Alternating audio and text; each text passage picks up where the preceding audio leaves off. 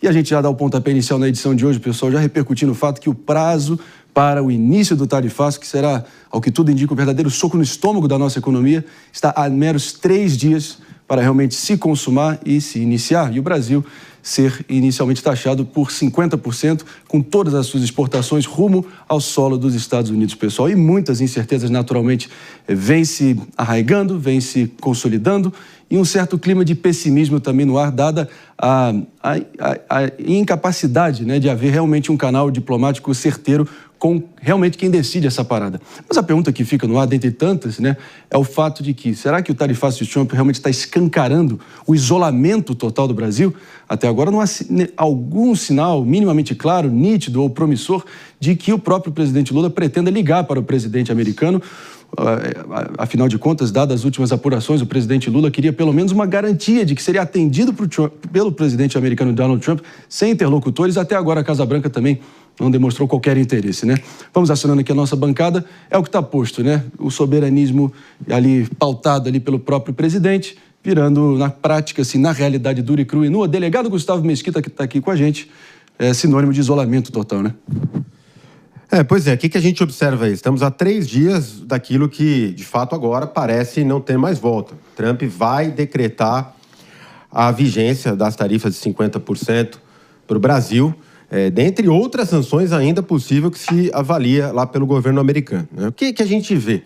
Diversos outros países que também sofreram com a imposição, com o anúncio da imposição de sobretaxa, iniciaram as negociações e as negociações foram bem-sucedidas. Assim ocorreu com o Japão, com a União Europeia. A própria China está negociando com os Estados Unidos. A Argentina, recentemente, está conseguindo a liberação dos vistos para os cidadãos argentinos. E só o Brasil que não consegue avançar em qualquer tipo de negociação. Por que será?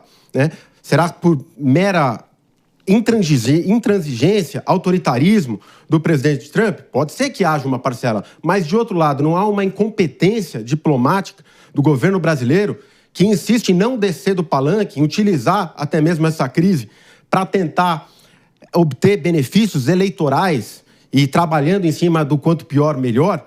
Será que foi feito, de fato, alguma tentativa de negociação em relação também às tarifas, às barreiras tarifárias, não tarifárias do Brasil, sim, as barreiras protecionistas que colocam o Brasil como uma das nações mais protecionistas do mundo? Será que não seria o momento de fazer essa análise, essa autoanálise sem meia-culpa? Me parece que sim, me parece que falhou bastante a diplomacia brasileira, segue falhando e o resultado está aí. Com esse risco que vai punir todo o setor produtivo brasileiro e, no final, mais uma vez, o povo brasileiro que vai pagar essa conta. E para piorar, uma escalada retórica que veio atingindo níveis absolutamente inaceitáveis, né? O problema com as consequências é que elas sempre vêm depois, né, Mano Ferreira? Desde a começar pelo apoio explícito à adversária de Donald Trump na campanha do ano passado, a Kamala Harris, ao comparar o próprio presidente, agora no segundo mandato, ao que havia de pior no Terceiro Reich na Alemanha nazista. Além disso, toda a escalada de não alinhamento, né, que nunca trouxe resultado concreto algum para o Brasil, fora as reservas de mercado, alfândega predatória, receita com o apetite voraz que tem, todo o protecionismo que definiu o Brasil por tanto tempo, né? É claro que haveria essa represália em algum momento e clima nenhum para ver qualquer ligação nessa altura, né? Pois é, Marinho. Bom dia para você, bom dia para toda a nossa audiência. É uma situação extremamente difícil a que vive o Brasil. E além da, digamos assim, intransigência de Donald Trump, nós precisamos olhar, de fato, para as nossas deficiências internas. Há um custo em fazer política externa pensando em sinalização ideológica, pensando em tomar lado numa eleição que precisa ser respeitada a escolha soberana do cidadão do outro país, como era o caso da eleição americana. O presidente não tinha nada que dar pitaco a respeito de quem deveria ser eleito pelo povo americano.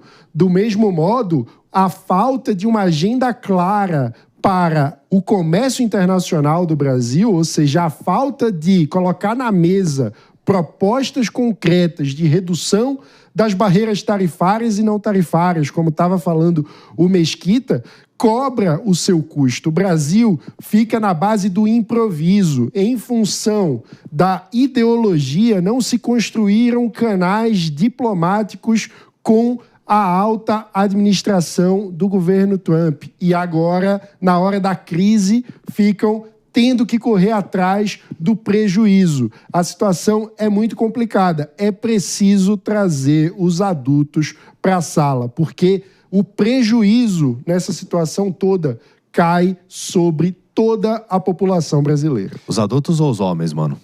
Os adultos. Ah, tá. Então... Falando em homens, vamos com esse belo, no modelito aqui, Richard Gere, de Presidente Prudente.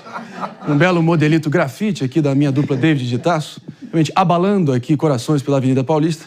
Vamos aqui com você, David, até porque é de partir o coração já perceber que, especialmente o setor da piscicultura e da fruticultura diretamente impactados por se tratarem de alimentos perecíveis, né? Então, a gente já vê pedidos de férias coletivas sendo antecipadas em Santa Catarina e já é um mau presságio, né? Um prenúncio do pior que parece que está por vir. Olha, Marinho, o governo deveria tomar medidas práticas em relação à negociação. Então, assim, se eu tenho interesse em resolver o problema, eu vou atrás de resolvê-lo. Só que não há nenhuma sinalização por parte do governo de que vai ter efetividade em relação a ligar diretamente para o presidente dos Estados Unidos, Donald Trump, e falar o que você quer. Ah, tem a questão da anistia envolvendo as pessoas do dia 8 de janeiro. Isso eu não posso interferir, mas em relação às questões comerciais, a gente exporta tanto para os Estados Unidos, a gente tem um mercado que atende às demandas e às necessidades do povo americano e dessa maneira a gente consegue aí tentar ampliar a produção. Eu conversei com o setor, então assim, exemplificar o que de fato o Brasil pode oferecer. É óbvio que a gente tem que realmente resguardar a nossa soberania, mas acima de tudo a gente tem que brigar para que a gente não sofra com esse tarifaço, já que o prazo está se aproximando e não houve nenhuma sinalização em relação a isso por parte do governo federal. Independente de qualquer coisa ideológica, na prática tem que resolver. Empresas brasileiras já relatando cancelamentos de pedidos, paralisias em fábricas, antecipação de pedidos de férias coletivas. De novo, pessoal, está se desenhando um clima terrível, para parafrasear aqui o Galvão Bueno, para tentar rir diante da tragédia iminente que está posta, né? 10 horas e 10 minutos, eu quero trazer um outro elemento para essa discussão toda e realmente dimensionar a importância que está posta, até porque o governo federal pede, pessoal, que alimentos e também a Embraer, claro, a nossa potência ali no setor de construção aérea, principalmente em São José dos Campos, né, fiquem fora do tarifaço. Alguns setores estratégicos específicos que sim, os Estados Unidos dependem muito, possam de alguma maneira ter um tratamento diferenciado. Isso segundo uma matéria da Folha de São Paulo, Crédito onde o crédito é devido, que citam integrantes do governo envolvidos com o tema. O vice-presidente e ministro do Desenvolvimento, Indústria e Comércio, Geraldo Alckmin, tem conversado com o secretário de Comércio dos Estados Unidos, Howard Lutnick, na tentativa de poupar, por exemplo, alimentos da lista de produtos a serem sobretaxados pelo governo Trump. Haveria ainda, pessoal, um pedido de exclusão das aeronaves fabricadas pela empresa Embraer, que tem o mercado norte-americano como principal comprador para a aviação regional. Então, é importante a gente levar em conta também aço, madeira, cimento, o setor de calçados também, a fruta também. A lista é longa e interminável, né? A gente vai seguir falando aqui daqui a pouco da madeira processada. Vou acionar aqui a doutora Priscila Silveira, que vai poder também dar a opinião dela sobre tudo que está posto. Bom dia, Marinho, aos meus colegas aqui do Morning, a nossa qualificada audiência. A gente vê uma guerra, né, Marinho? E essa guerra se estende até antes, mano, né, da atual ali disputa presidencial, porque o presidente tomou o partido e também o Trump, desde a eleição até a anterior, né? E isso acaba reverberando em nós, brasileiros. E não seria diferente quando ele toma ali partido. E quando eu falo tomar partido, ele tem que tomar, eu acho que é justo. Mas o problema é que o partido, eu digo tomar partido, tomar lado. O problema dessa ligação que não vai acontecer, porque desde 25 de janeiro de 2025, quando o Trump toma ali, né, posse, não houve nenhuma ligação, né, do Brasil e vice-versa, porque também o Trump não ligou, né, também para o nosso atual presidente. Essa guerra se estende também nesse tarifaço. Então não é porque só foi lá na carta, a gente visualiza que foi o Trump coloca lá o Jair Bolsonaro e coloca a questão de equilibrar as contas. Na verdade, é uma rixa Isso foi, inclusive, uma das propostas do governo Trump, de colocar a tarifa, de colocar a caneta, e não seria diferente. Ele tem isso na mão. Se ele quer fazer com que o produto dele interno cresça e ele vê isso como um diferencial, eu acho que é justo que ele faça isso. O problema está na nossa contraproposta. Qual seria o problema, já que nós tomamos esse tarifaço, que vai... Eu estava bem assim, positiva, né? Eu estava bem esperançosa de que esse tarifaço realmente ele voltasse atrás, mas hoje eu já tenho uma outra opinião, penso logo mudo de ideia, né? Eu pensava que ele poderia voltar, mas eu estou bem sinalizando para o que o doutor Mesquita aqui disse, que ele vai avançar com esse tarifaço. Então eu acho, qual é o problema de se ligar e perguntar, olha, tira isso, tira aquilo, já que já foi colocado à mesa, já está posto. Então, eu acho que o Brasil peca nesse sentido, já que a gente viu no Lula 1, Lula 2, um presidente bem maleável, bem, né, aqui, contra guerras, digamos assim, principalmente financeiras, e a gente não vê isso hoje no atual governo. Então, ele está mais um revanchismo, na verdade, e com esse revanchismo, quem perde somos nós, Marinho.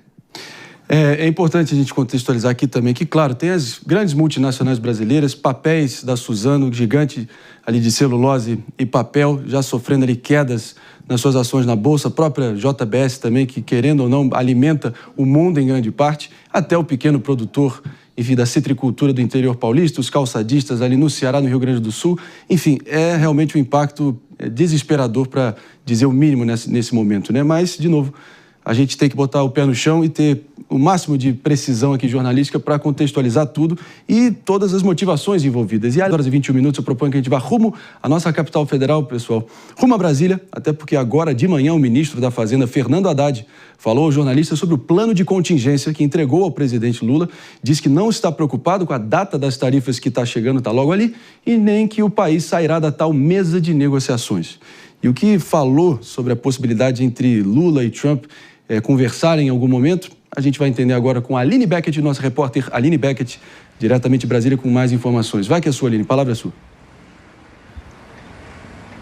Oi, André, bom dia para você, bom dia a todos no estúdio e a todos que nos acompanham. Isso mesmo, o ministro falou hoje por volta das 8h30 da manhã com a gente aqui na portaria do Ministério da Fazenda e ele chegou a destacar o plano de contingenciamento que foi entregue ontem ao presidente Lula. Ele disse que o presidente recebeu com muita tranquilidade o plano de contingenciamento e disse que agora essas possibilidades, esse cenário de possibilidades que foi entregue ao presidente Lula e que atende diversos setores como a indústria, o comércio, também serviços e o setor produtivo brasileiro como um todo, ficará a cargo do presidente Lula. Ele fará a análise dessas possibilidades e aí vai decidir se vai utilizar ou não qualquer medida que foi apresentada nesse plano que foi criado e elaborado pelo Ministério da Fazenda, também pelo MDIC, que é o Ministério da Indústria do vice-presidente Geraldo Alckmin, e também o MRE, que é o Ministério das Relações Exteriores do ministro Mauro Vieira. Ele chegou a destacar que o foco não é a data do dia 1º de agosto, até porque o foco está em fortalecer e preservar a relação diplomática com os Estados Unidos de longa data, mais de 200 anos essa relação diplomática, e chegou a dizer que o foco está, além dessas negociações, para além dessas negociações, azeitar ali os canais de comunicação, até porque tem muitas frentes, não só o grupo de trabalho que foi criado pelo vice-presidente Geraldo Alckmin, mas também o próprio ministro Mauro Vieira está neste momento nos Estados Unidos e também a comissão de senadores do Senado Federal que foi enviada aos Estados Unidos para poder tentar aí uma articulação ou uma solução para esse problema da tarifa de 50% dos Estados Unidos sobre os produtos brasileiros. A gente separou um trecho da fala do ministro sobre o plano de contingenciamento e também essas articulações. Vamos ouvir. Os canais conosco, não existe obstrução. Eu já liguei para o Bessent, já me reuni com o Bessent na Califórnia. O Alckmin já falou 3 vezes com o Lutnick. O Mauro está lá, tem 8 senadores lá. Quando 2 chefes de Estado vão conversar, tem uma preparação antes, né? Para que não seja uma coisa que subordine um país ao outro. É uma preparação protocolar mínima para que 2 chefes possam conversar. Tem um arranjo. Não é, entendeu? É uma coisa de 2 países soberanos, não é uma coisa de que sai correndo atrás, é uma coisa que tem que ter um certo protocolo. Perguntei a ele sobre o foco estar, então, em uma resposta dos Estados Unidos e ele disse que sim, o foco é uma resposta dos Estados Unidos diante das cartas que já foram enviadas ali com uma tentativa de negociação. Eu destaco que em maio o Brasil fez uma proposta de negociação aos Estados Unidos, mas não recebeu uma resposta até hoje. Então, o ministro chegou a ressaltar ainda que, além da primeira carta da tarifa de 10% em cima do aço e do alumínio, eles aguardam agora a resposta dessa segunda carta também em relação à tarifa de 50% que foi encaminhada aos Estados Unidos. Então, estão aí as negociações. Nos próximos dias, o presidente Lula deve decidir ou não se vai utilizar medidas desse plano de contingenciamento que agora está sendo analisado por ele. Por enquanto, o ministro disse que continua, então, a marcação de reuniões e todas as negociações com os Estados Unidos para poder azeitar esses canais de entendimento, de negociação. Ele disse que, para haver uma ligação entre o presidente Lula e Donald Trump, é necessário um protocolo. A gente segue por aqui, então, acompanhando toda essa situação e essa repercussão, André. Aline Beckett, como sempre, precisa. Obrigado pelas informações, esclarecimentos. Bom trabalho por aí. No momento onde a gente parte para um rápido break, só para quem está nos ouvindo pela rede Jovem Pan de Rádio Morning Show, segue a todo vapor e volta para vocês já já. Em frente aqui para todo mundo antenadíssimo, aqui nas telas, com imagens aqui das multiplataformas da nossa Jovem Pan. Morning Show segue adiante, pessoal. Até falando nos próprios senadores citados pelo ministro Haddad, essa comitiva de senadores brasileiros, um pouquinho morocochô, tentando fazer o que era possível, rumo a Washington, tentando de alguma forma articular e trazer o pleito do setor produtivo brasileiro. Hoje o grupo terá reuniões fechadas com parlamentares americanos ao longo do dia, como divulgar em nota. Mas até agora não há nada muito concreto diante da agenda que eles estão tentando construir por lá. Os senadores, pessoal, tiveram o tipo de visto estampado nos seus respectivos passaportes que permite apenas viagens oficiais. O que isso representa na prática, Mano Ferreira? Exatamente. Quer dizer que, em tese, os senadores não podem, por exemplo, fazer turismo enquanto estão nos Estados Unidos. Essa é uma categoria de visto que geralmente é concedida a diplomatas, a representantes oficiais de governos em missões oficiais e que, portanto, se destina a agendas diplomáticas concretas e não a turismo e passeio. Na prática, não tem, depois que você entra nos Estados Unidos, não é como se tivesse um policial perguntando o seu visto a qualquer esquina, né? Então, na prática, não tem tanta fiscalização assim na hora de ter o trânsito interno dentro do país. Mas isso indica que há a expectativa oficial por parte do governo americano que os senadores lá atuem com vistas à missão oficial da relação Brasil-Estados Unidos. É isso que significa oficialmente essa categoria de visto. Não vão poder ir para Disney ver o Mickey com o nosso dinheiro. Pelo menos isso. Pode esquecer. Pode esquecer. Sem souvenir na mala dessa vez. Agora, só um breve comentário aqui, David Tassi também, porque eu acho que é uma daquelas situações que parecia que estava fadada ao fracasso, né? E com um custo ao erário público relevante também. Não vamos jamais esquecer esse ponto incômodo aqui aos senadores. Eu não duvido das boas intenções, da tentativa real, concreta de estabelecer algum canal que seja propositivo, proativo e realmente resulte em alguma coisa, mas os fatos são coisas teimosas. Quem está monopolizando o acesso pelas articulações pessoais que construiu por anos, goste ou não, é Eduardo Bolsonaro, que está criando uma espécie de bunker ali, uma blindagem a qualquer tentativa que fuja do controle dele. Dado esse contexto, não haveria qualquer chance de trazer para o Brasil qualquer resultado frutífero ou concreto pelos senadores, né? E a cada fala que o Eduardo Bolsonaro se pronuncia, né, por meio da imprensa, ele, eu acho que traz mais questões ainda adversas em relação ao futuro político dele e até mesmo do pai, o ex-presidente Jair Bolsonaro, apesar de estar inelegível, porque ele depõe contra o país, dizendo que, eu concordo com o Trump em relação às taxas, sim, e acredito, tenho convicção de que ele não vai retirar, quando o princípio básico seria de realmente ajudar nessa articulação, independente de qualquer coisa, independente de quem esteja no cargo. E ontem o Eduardo ainda declarou literalmente que trabalha ativamente para bloquear qualquer diálogo entre Brasil e Estados Unidos, o que é uma insanidade. E ele se coloca como protagonista dizendo, os senadores não vão ter efetividade nas negociações porque ninguém quer recebê-los, inclusive já conversei com representantes americanos para que não faça isso, ou seja, para que realmente fechem as portas para essa comitiva. Então, de que forma que ele quer, vamos dizer assim, ajudar o país? Até mesmo o slogan usado na campanha do pai, né, o ex-presidente Jair Bolsonaro, dizia: sim, Brasil acima de tudo. Agora o que está acima de tudo? Essa que é a pergunta. Queria só chamar a atenção, por favor, para uma questão, né, foi dito aqui do ministro das Relações Exteriores, o Mauro Vieira, que está nos Estados Unidos. Porém, segundo informado, o ministro das Relações Exteriores está nos Estados Unidos, mas não para tratar da negociação sobre a guerra comercial das tarifas. Ele está lá para tratar da questão Israel-Palestina, da faixa de Gaza, sim, ou seja, se a gente não está conseguindo resolver. Sem dúvida. Eu vou ter que... Breve interrupção aqui na análise do nosso delegado Gustavo Mesquita, Morning Show ao vivaço, retomando aqui as ações, rumo aos seus ouvidos atentos de todo mundo sintonizado na Rede Jovem Pan de Rádio. A gente segue adiante aqui, repercutindo toda essa encalacrada, mais um capítulo, mais um dia que vai se esgotando nessa ampulheta aqui do tempo, escorrendo rumo a talvez um dos principais capítulos desse Armagedon, desse apocalipse institucional no qual o Brasil se encontra no momento. Não há exagero, realmente brasileiros reais, que realmente têm bota de borracha no pé e chapéu de palha na cabeça, e não boné vermelho, que estão prestes a sofrer um baita de um impacto diante do que está acontecendo. Mas a gente está trazendo aqui com o maior grau de realismo e a tribuna livre que o Morning Show sempre é para essas análises e essas opiniões.